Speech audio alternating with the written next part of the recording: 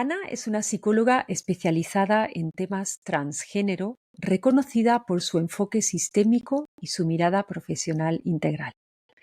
Con años de experiencia trabajando con la comunidad trans, Ana se ha dedicado a brindar apoyo y orientación a individuos en su proceso de transición y aceptación de identidad.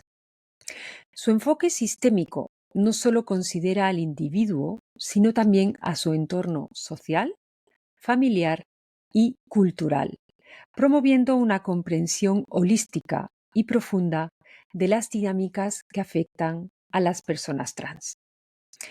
A través de su práctica, Ana busca empoderar a sus pacientes, ayudándolos a construir una identidad fuerte y saludable mientras navegan los desafíos de la sociedad.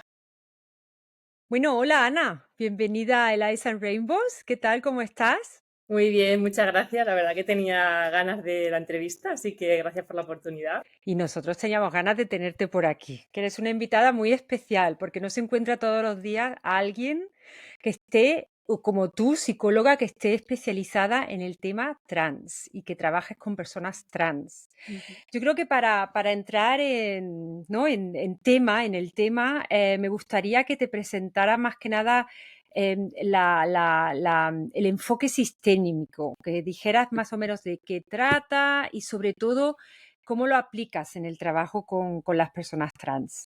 Súper. Vale, bueno, pues primero me gustaría un poquito aclarar una cosita, bueno, matizar, detallar un poquito de esto de la introducción, de la presentación, que yo realmente no acompaño necesariamente a que las chicas o los chicos o las personas transicionen, porque así como está un poco dicho, tengo miedo de que se pueda malinterpretar y este punto me parece muy, muy, muy importante en mi forma de trabajar. Creo que es algo que puede ser una diferencia, ¿no? Y es que yo acompaño a la persona en lo que está y no necesariamente en lo que está significa que haya que afirmar una transición o que la transición sea lo más adecuado, porque yo no lo sé, yo no puedo empujar eso, ¿no? Ujú. O sea, yo como mi objetivo interno, más allá del que luego podamos poner en las sesiones, como el encuadre terapéutico que esa persona vayamos acordando, es que esa persona pueda descubrir desde dónde toma las decisiones, para qué hace una cosa determinada, para evitar qué hace otra, conocer cómo usa los mecanismos de defensa, intentamos fomentar que vuelva a haber más conexión con el cuerpo, con las emociones. Por eso para mí es importante matizar que yo no hago terapia afirmativa como tal. Igual que puedo ver la utilidad de esta terapia en la LGB, con la que yo Ujú. trabajo, en los casos de personas trans, no. Y sobre todo cuando trabajo con adolescentes, que no necesariamente el proceso tiene que acabar en una transición. De hecho, yo también trabajo con muchas personas que son desistidoras y de transicionadoras. O sea, gente Ujú. que había comenzado un proceso, que se da cuenta de que está pasando algo a nivel psicodinámico, que la transición lo que está poniendo de manifiesto era una especie de solución o consecuencia a esto, que estaba causando un malestar y la manera que habían encontrado pues era esta transición. Entonces a veces desaparece ese malestar y no siempre se necesita transicionar. Con lo cual no es afirmación por afirmación. Ujú, ujú. Eh, Importante ese matiz, sobre todo para el comienzo de la conversación y de la entrevista. Muchas gracias. bueno, Pon un poco entonces, en antecedentes del tema sistémico, del enfoque vale. sistémico. Entonces, a ver, el enfoque sistémico para sí, persona que no conozca nada, pues en psicología es una perspectiva teórica y metodológica que se centra en comprender al individuo no aislado, sino dentro de un sistema, en su contexto interpersonal y social. Es decir, dándonos cuenta de que nunca vamos a ser solo un individuo, siempre vamos a pertenecer a un sistema, por ejemplo, sistema familiar, sistema social, incluso aunque pensemos que estamos excluidos de la sociedad o de nuestra familia, que también es una figura esta, el excluido, estamos perteneciendo al sistema. Por lo tanto, todo lo que yo he vivido dentro de ese sistema va a tener repercusión en mi manera de estar en el mundo, de relacionarme, en mis decisiones, en mis creencias. Y según esta perspectiva, va a haber unos principios que determinen todas estas relaciones. Cuento así un poquito por encima, ¿vale? Para no dar, pero sí para dar un poco de contexto, ¿no? Pues el principio de interdependencia, por ejemplo, según el cual todos los elementos dentro de un sistema estamos interconectados y el cambio en uno de los elementos va a afectar a los demás. Imaginaos, por ejemplo, Ujú. que estamos unas personas que pertenecemos al sistema, estamos en un círculo, así como un corro de la patata. Si una persona se mueve hacia la izquierda, la persona que está a su derecha inevitablemente va a verse arrastrada hacia la izquierda, igual que la persona que está a su izquierda va a verse empujada hacia la izquierda. Es decir, no se puede hacer un solo movimiento sin que eso afecte a otra persona o a varias personas dentro del sistema. Estamos en interrelación. Por ejemplo, para analizar una familia es necesario conocer cómo interactúan entre sí y cómo cada interacción afecta al resto del sistema, al resto de los miembros de la familia y a su conjunto. Entonces, lo que observamos en consulta a nivel sistémico es una exploración del contexto, de las interacciones y patrones de comunicación dentro de la familia para entender un poco más todas estas dinámicas y cómo contribuyen. Entonces, se explora también dentro de la familia cómo se está respondiendo a la identidad trans del hijo o de la hija, qué actitudes, qué creencias, qué emociones, por dónde está pasando cada miembro. Se proporciona información y recursos a la familia sobre la experiencia trans, dependiendo de qué necesidades tenga cada uno y qué información tenga cada uno, o se da apoyo también a cada miembro, depende de qué forma lo necesite cada uno, porque cada uno también está en su viaje. O sea, esto es como lo que se llama el paciente identificado, es la persona trans, pero al resto de la familia le va a afectar de cierta forma, y con lo que hablábamos antes de esto de estar en interrelación, estamos todos que algo nos está pasando con eso, ¿no? Entonces, se facilita el diálogo para que cada miembro pueda expresar también sus sentimientos, sus preocupaciones, lo que no entiende. Y para mí algo muy importante que hacemos desde la sistémica es favorecer el proceso de individuación, ¿no? Con este proceso me refiero a la capacidad que tiene un individuo para mantener su sentido del sí mismo, sin perder la conexión con el resto del sistema familiar. Es decir, busco un equilibrio entre la autonomía y la conexión. Es decir, capaz de mantener mi propia identidad y autonomía sin perder la conexión con el sistema, porque a veces pasa esto que antes hablaba de los excluidos, ¿no? Entonces, para yo mantener mi propia identidad, a veces me tengo que ir del sistema. Entonces, favorecer el proceso lo que significa es que yo pueda seguir siendo yo, con mi autonomía, y estar dentro del sistema. Se solapa con el momento en el que termina de desarrollarse nuestra corteza prefrontal, que es a los 24 años, pero no siempre se tiene que dar de la mano del proceso biológico, del desarrollo. Hay veces que yo tengo pacientes que tienen 40 años y siguen en este proceso de diferenciación con su familia de origen. Claro, es que eso es súper importante, ¿no? Ya lo comentábamos con una compañera, con Teresa, desde Elche, en otro capítulo, que precisamente se olvida muchas veces, ¿no? En este tipo de terapias, en este tipo de acompañamiento psicológico, a lo que son los familiares, los que son, pues, todo lo que son los sistemas que rodean a esa persona, porque al fin y al cabo no estamos solos. Y aunque sí son cosas que nos pasan individualmente, pero somos parte de un conjunto, ¿no? Entonces, yo considero, bueno, también como sistémica, lógicamente, considero que el enfoque sistémico es fundamental en este tipo de casos, ¿no? De todas formas, en estos años que llevas trabajando con las personas trans y sus familias y sus sistemas, te habrás encontrado con muchos desafíos, ¿no? En el proceso, sobre todo en este proceso de transición, ¿no? En el que está en la duda de sí, no, cómo se lleva, cómo lo llevamos. Cuéntanos un poquito, ¿con qué te has encontrado en esto? Si puedes resumir, porque seguro que has tenido muchos ejemplos en estos años. Sí, bueno, creo que las personas trans lo más difícil que tienen para su proceso es lo mismo que las personas no trans, que es el poderse dar cuenta desde dónde hacen las cosas, pues todo lo que hablaba un poco antes, ¿no? Porque esto creo que es la mayor dificultad. Pero efectivamente, una de las variables o de las vertientes que tienen diferente, pues es todo este proceso de la experiencia trans, ¿no? Que es una manera que tiene llamarlo Miquel Misé, que es un autor, que es un chico trans, que justo habla pues como esta manera de poder experimentar la identidad desde un lugar de pura experimentación, de ver, porque además cuando pasa, por ejemplo, la adolescencia, que es un momento que ya intrínsecamente es de confusión de quién soy, de a dónde voy, ¿no? Como que están ya en esto de por sí, Tan por ciclo difícil. vital, efectivamente. Pues la cosa es esta, ¿no? Como poder ver esto de dónde viene, ¿no? Bueno, como cualquier persona que viene a terapia, pues viene con un nivel de autoconocimiento que normalmente la gente suele pensar que es el tope, es decir, suelen venir pensando que se conocen, hablo en general, mucho a sí mismos y a sí mismas, y hay una parte que obviamente, pues sí, me puedo conocer mucho, pero que hay un montón de mecanismos de defensa puestos al servicio de no profundizar para intentar evitar estar en contacto con cosas desagradables que prefiero no ver, que llamamos la sombra, ¿no? Entonces, cuando empezamos a trabajar, pues empezamos a hurguetear y a tirar de hilos y empezamos a ser capaces de abrir una fisurita entre lo que antes era inconsciente para hacerlo consciente y empezar a establecer pues patrones de conductas, ver las emociones ocultas, los introyectos y mandatos, las lealtades.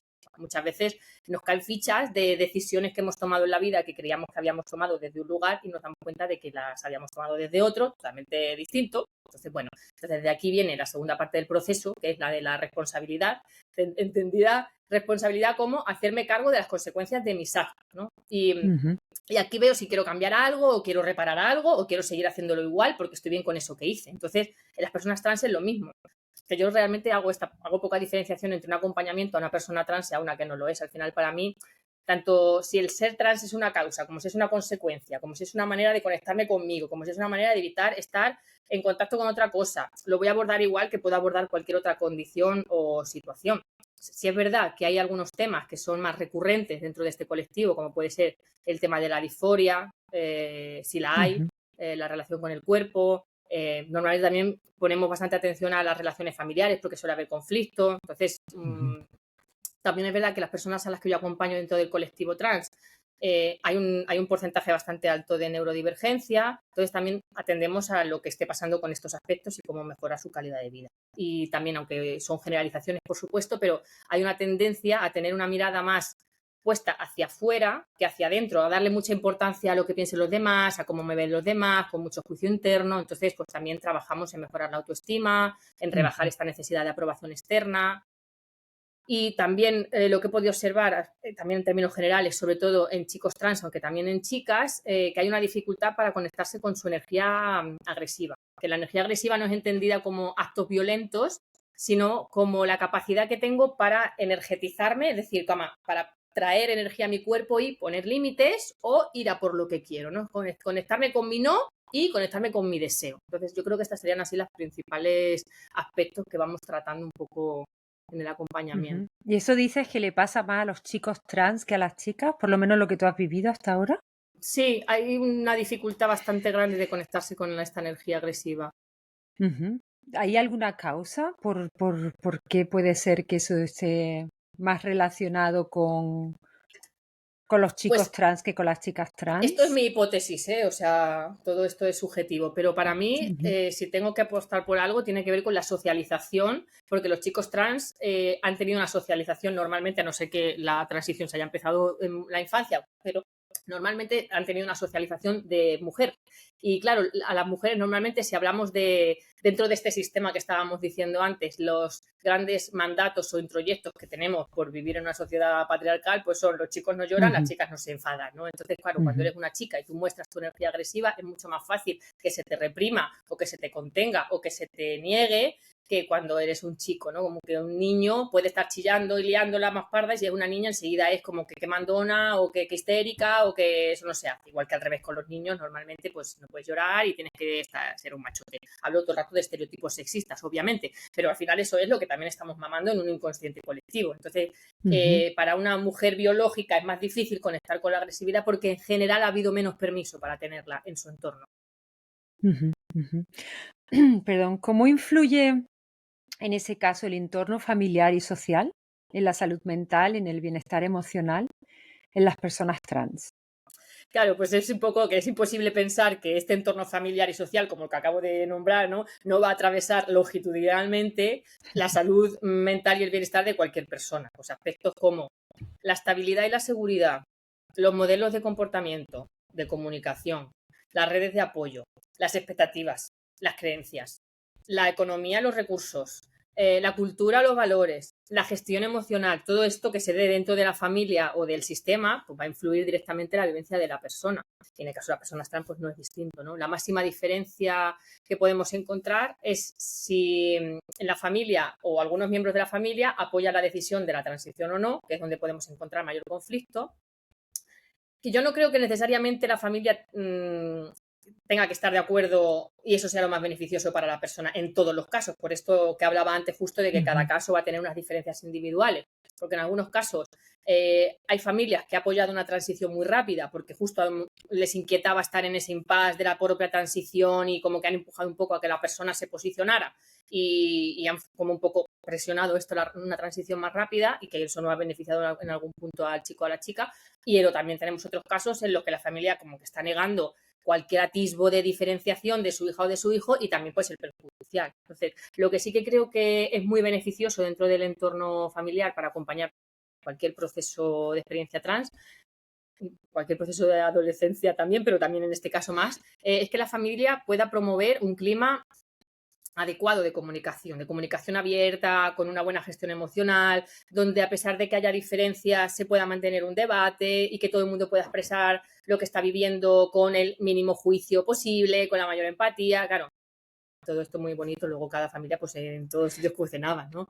Pero como sí Claro. pensar que al final no se trata de convencer al otro, sino de poder tener el derecho a expresar mi vivencia. Y aquí incluyo tanto las vivencias de las personas trans como las vivencias de los miembros que pueden estar o no Ujú. estar conformes, que también están atravesados por algo que les toca suyo con esa situación que está pasando. Claro, claro. Por eso hay que tenerlo en cuenta, ¿no? Porque precisamente esa polaridad puede hacer tanto daño en este tipo de casos también, ¿no? Es lo que tú dices, Mm, ni tanto ni tampoco. Se intenta conseguir un término medio, es difícil, pero sí que imagino que será uno de tus trabajos mm. eh, más interesantes, ¿no? El llegar a Sí, ese término medio y el poder darle voz a las dos partes. sí. Por eso yo cuando llegan, no, es que me parecería, bueno, una irresponsabilidad y una omnipotencia que no considero que sea favorable para el proceso. Si yo llego y digo, pues tú sí, o tú no. Es como, vamos a escuchar y vamos a ver, pues todo esto, ¿qué te está pasando? Pues eso, preguntas muy básicas, ¿no? De qué significa para ti esto, cómo te imaginas tú que será lo otro, cómo revives que la gente te pase o te haga no sé qué, ¿no? Como poder ir Ujú, ampliando esta mirada, como ir abriendo el campo para todas las ujú. partes, ¿eh? Claro, claro, por supuesto.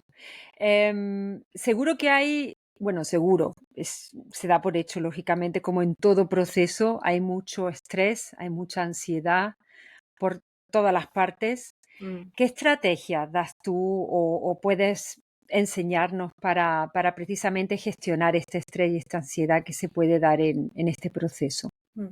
Pues a ver, realmente no hay ninguna específica para trans, porque como tú bien has dicho, pues que al final el estrés y la ansiedad desafortunadamente están muy a la orden del día de cualquiera que vayamos andando por la calle dentro de este sistema que nos exige cada vez más rapidez, cada vez más perfeccionismo, cada vez más ser más individualistas, entonces nos exige en general.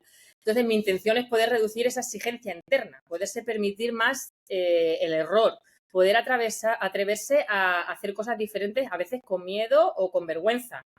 Poderse volver más adultos en general, entendiendo que el adulto, en contraposición con el infante, tiene más responsabilidad, que es esto que decía antes de hacerse cargo de las consecuencias de sus actos, más Ujú, responsabilidad y más libertad. Entonces, al final, buscamos un poco que la persona pueda hacerse cargo de sus fracasos y de sus éxitos, porque a veces da más miedo hacerse cargo del éxito casi que del fracaso, ¿no?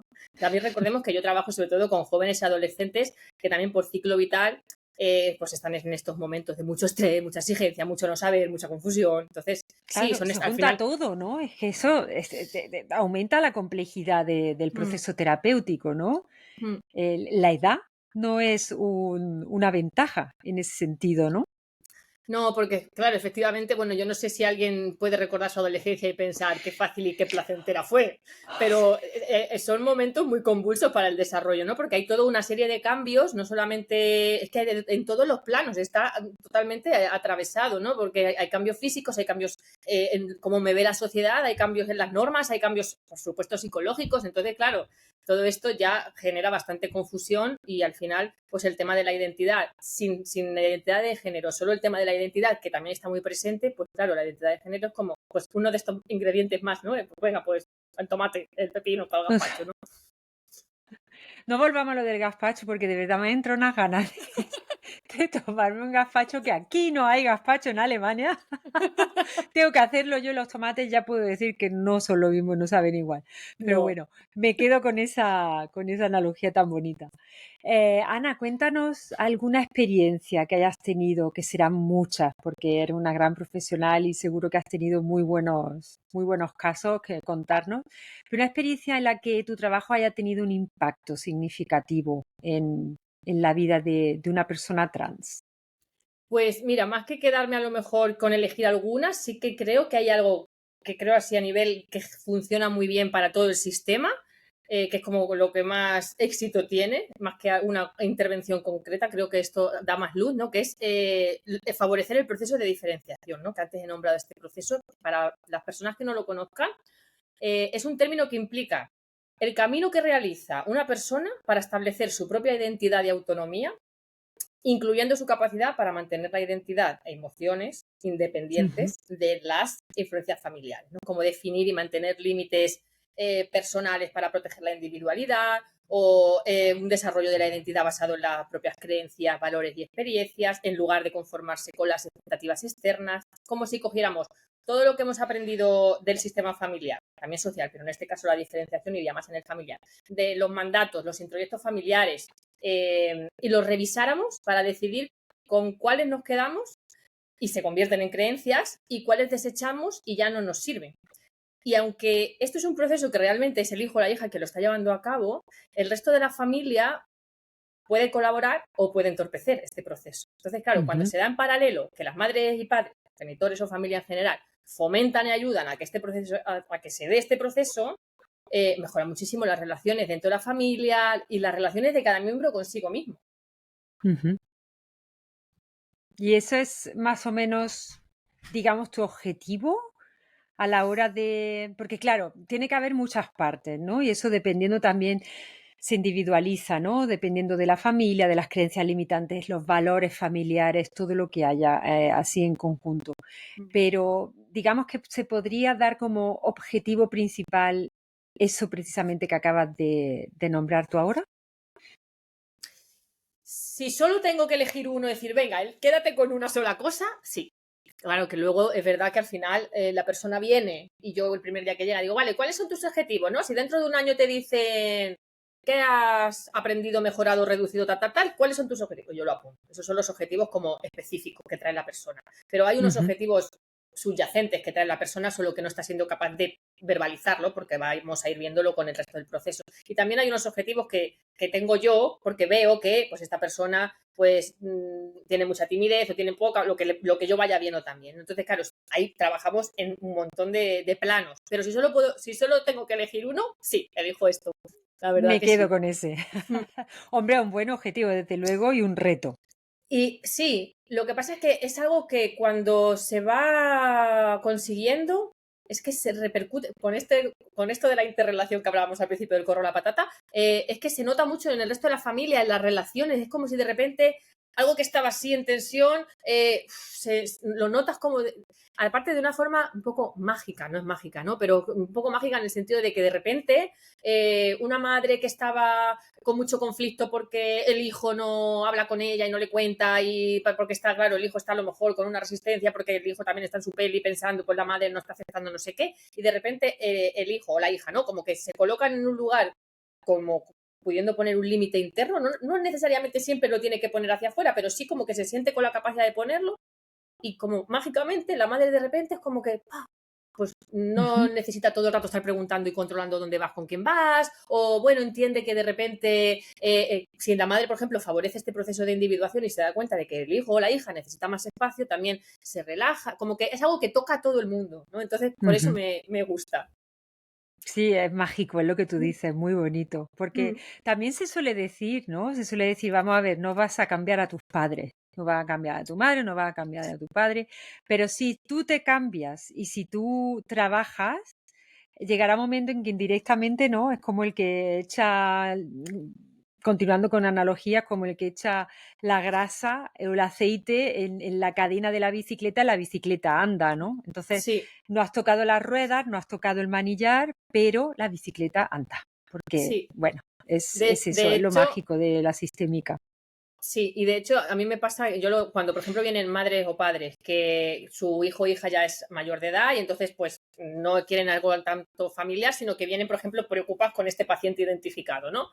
Pero es que mi hijo o mi hija no quiere ir a terapia porque no tiene ningún conflicto, por ejemplo, con la transición, pero la madre o el padre sí lo tiene. Digo, vale, ven tú, porque algo te está pasando a ti. Entonces, cuando tú relajes eso, va a pasar algo, con esto de la interrelación, va a pasar algo. Entonces, si tu hija o hijo no quiere venir, ven tú, haz tú el trabajo, porque además no es casualidad que cuando no se da un buen proceso de diferenciación en la familia, seguramente esa madre o ese padre tampoco hayan tenido un buen proceso de diferenciación en la suya. Entonces, están replicando un modelo donde hay una dificultad para diferenciarse. Entonces, es como, ven tú y trabaja tú y ya verás. O, por ejemplo, esto es lo que dices tú, ¿no? Cuando el hijo o la hija dice, es que mi madre, digo, vamos a trabajar contigo, porque cuando tú te pasen cosas, vayas reaccionando de otra manera, ya le llegará la onda a tu Ya madre, le ¿no? llegará la onda, exacto. Qué Llega a bueno. tu madre, a la pareja, a la familia de la pareja, ya llega aquí una cosa expansiva. Totalmente, totalmente. Oye, ya para terminar, Ana, cuéntanos un poco cómo se puede educar, cómo se puede sensibilizar esta sociedad. Tú que eres, que estás en el tema trans y que estás especializada en este tema, ¿cómo lo haces para, sobre todo para esas realidades, para esas necesidades de la comunidad trans? ¿Cómo crees o cómo lo haces tú, desde luego, ¿no? Desde tu profesión, desde tu día a día, ¿no? Con las personas trans. Mm, Pues, sinceramente, quitando algunas intervenciones que hago tipo charlas o, por ejemplo, ahora este podcast o algún taller, no soy especialmente activista. O sea, le doy más importancia a mi contexto cercano y a mi día a día y a no dejar pasar una oportunidad cuando hay un debate en un grupo de amistades informales en una cena o durante una formación con compañeros de clase o en mi propia supervisión como terapeuta. O sea, tengo mucho interés en poder llevar a cabo en algún momento alguna investigación más rigurosa de fórmulas que funcionen mejor a la hora de acompañar o de algo más científico que pueda servir para mejorar la calidad de vida de estas personas, no solo trans, sino también las familias y todo el sistema. Pero Ujú, realmente creo que soy una privilegiada en poder ver esta realidad, porque al final, cuando lo ves tan de cerca y ves todo el campo y ves eso, los trans, los de trans, la familia, el que está a favor, el que está en contra, es como hay una amplitud que me da mucho mapa, ¿no? Por eso sí, de verdad, realmente yo estoy agradecida a este trabajo y me siento muy privilegiada por poder ver todas estas realidades. Entonces, para mí hay una cosa muy importante que pasa por poder ver al otro. Porque al final, tanto si me coloco en una posición muy de aquí o muy de acá, hay algo que no estoy viendo. Entonces, como con esto que hablaba al principio, ¿no? No consiste en convencer. Vamos a que cada persona pueda tener un espacio para hablar de lo suyo y yo ujú. a veces digo, vamos a hacer un juego. En vez de hacer el juego de convencer, vamos a hacer el juego de entender. Entonces va a ganar el que más entienda al otro, ¿no? Entonces es como, no, porque si no hay veces que me pongo en el convencer y entonces cierro las orejas y estoy pensando en lo que voy a decir para responder y Exacto. realmente no estoy en el presente, en el aquí ahora, en estar con una escucha activa, ¿no? Entonces digo, vamos a cambiar el paradigma porque realmente se aprende más cuando yo estoy jugando a entender. Ujú. Es así. Jolín, qué guay. Qué bonito. Qué bonito lo que haces. Qué afortunados se sienten seguros los que han estado ya contigo y los que están contigo en proceso terapéutico. Ana, te agradecemos enormemente tu participación hoy. Bueno, tenemos que decir que Ana va a colaborar con nosotros, no de manera regular, porque tiene la agenda a tope, pero sí que ha dado visto bueno para quizá alguna colaboración, Mm, algún taller, alguna charla. mm. Estamos súper, súper contentos de que formes parte del equipo y te mandamos un saludito muy grande para Mallorca, aunque ahora estás de vacaciones, pero tú estás en Mallorca, tú vives en Sí, Mallorca, vivo en ¿verdad? Mallorca.